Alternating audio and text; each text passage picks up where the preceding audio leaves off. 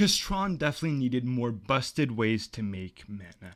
Ugin'S Labyrinth is a land that has imprint. When Ugin'S Labyrinth enters the battlefield, you may exile a colorless card with mana value 7 or greater from your hand. You can tap it, add 1 colorless. If a card is exiled with Ugin'S Labyrinth, add 2 colorless instead. And then you can tap it, return the exiled card to its owner's hand. This gives fast mana to Tron, which is something they practically never had if you don't count the Eldrazi era.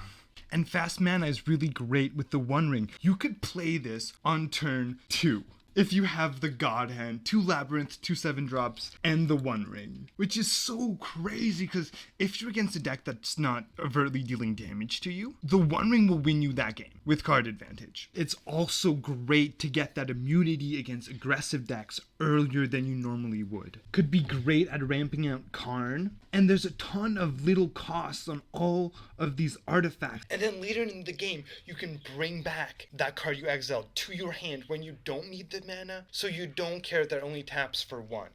And you don't feel that bad that you exiled a card to begin with. So that's all the great things, but it does have a lot of weaknesses.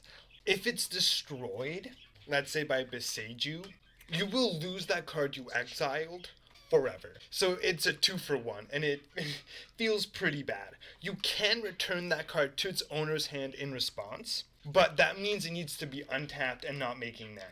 Tron mulligans a lot. Often, their hand will be 1 big drop and the rest cards to assemble Tron.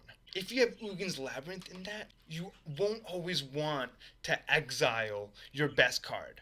It's also pretty inconsistent because you won't always have a 7-drop in your hand to exile.